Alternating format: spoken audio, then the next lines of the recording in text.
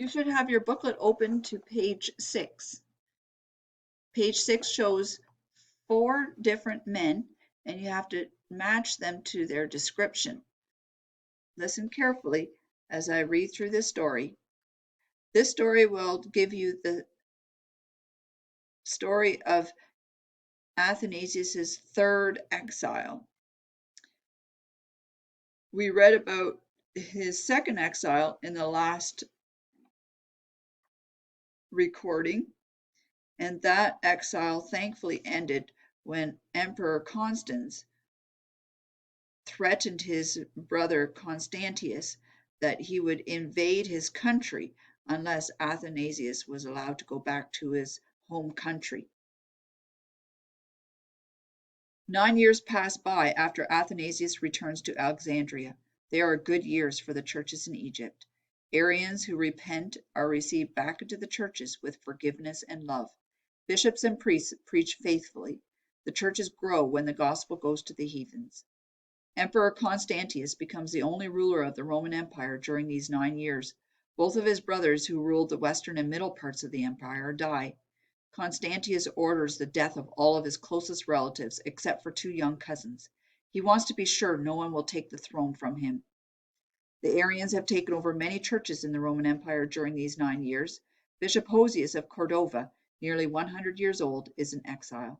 So is Paul, the new bishop of Constantinople.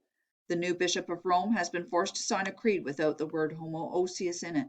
Most of the leaders in the churches are now Arians.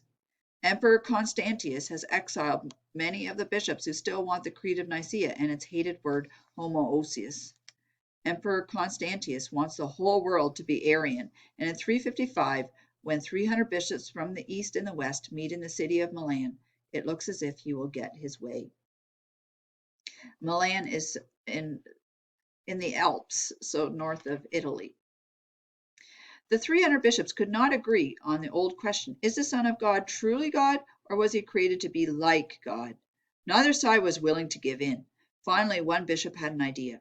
Let us sign the creed that brought peace earlier, the Creed of Nicaea. While angry Arians protested, several bishops signed the paper on which the Creed of Nicaea was written. When the Bishop of Milan came forward to sign the creed, an Arian bishop angrily tore the pen from his hand. Bishops shouted back and forth so loudly that people outside the church building could hear them. The emperor ordered the bishops to come to his palace in Milan to continue the meeting. Emperor Constantius stared in cold fury at the paper which lay on the table. How could there be agreement in the churches as long as there were still signatures under the Creed of Nicaea? This was clearly the fault of the troublesome Bishop of Alexandria. If it were not for Athanasius and his letters and writings, these bishops would not have dared to sign the Creed of Nicaea. The emperor stood up suddenly. Before the astonished eyes of all the bishops, he reached for the document and ripped it up. And now, he said as he sat down, it is your duty as bishops to condemn Bishop Athanasius, who even now continues to defend this document that I have destroyed. A few bishops dared to speak up. Anyone who is to be condemned must first be heard by a church council, they told the emperor. Athanasius was not present at the meeting to defend himself against the emperor's charge. This goes against church law, others protested. Again, Emperor Constantius stood up. He reached for his sword. My word is the law, he thundered. His meaning was clear. Sign the letter that condemns Athanasius or face exile. The Arians signed gladly. Others signed out of fear. Only a few dared to refuse. They were banished. The Council of Milan was a victory for the emperor and the Arians. It was nearly midnight on February 8, 356. The church of St. Theonas in Alexandria was full to overflowing. Monks who lived outside the city were among the visitors. The special service to prepare for the Lord's Supper the next day was almost over. Athanasius sat in the bishop's chair. One of the deacons was about to lead in prayer at the end of the service when the sound of heavy footsteps disturbed the peace inside the church building. Fear rippled through the congregation as the closing prayer began. But Athanasius hesitated only a moment. Dearly beloved, he announced, the deacon will read Psalm 136, and you will answer in the usual way. Oh, give thanks unto the Lord, for he is good, the deacon recited as the first soldiers entered the church. For his mercy endures forever, the congregation answered as soldiers moved up the aisles. "Oh, give thanks unto the God of gods." The deacon's voice remained calm and steady. "For his mercy endures forever." "Oh, give thanks unto the Lord of lords." "For his mercy endures forever." The aisles were filled with soldiers carrying swords and clubs. "To him alone, who alone does great wonders." "For his mercy endures forever." The soldiers were approaching the front of the church. Athanasius knew that they had come for him. "Flee, flee for your life!" members of the congregation shouted as they moved forward to protect Athanasius. Athanasius' lips moved in prayer as the soldiers turned on the members of the congregation. Those who fell to the floor were trampled underfoot. The curses of the soldiers mingled with the cries and screams of the wounded and dying.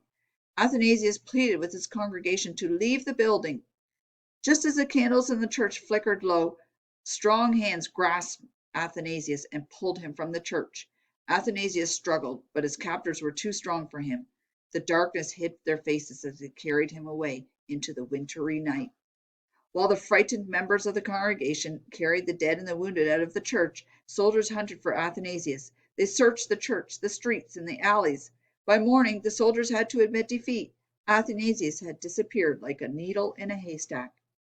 "Athanasius is a coward," an Arian yelled next day to his companions. "As soon as there is trouble, he runs away." "A Judas, that is what he is," another shouted. "I wouldn't be surprised if he tries to become an Arian, just to save his skin." The young men hooted with laughter as they made their way toward the church at St. Theonas. Athanasius would not be there to stop them. As for the other bishops and priests, they had better not try. Faithful priests and bishops do try to stop the Arians from becoming members of the churches in Alexandria. They try, but they do not succeed. Soldiers arrest and beat them.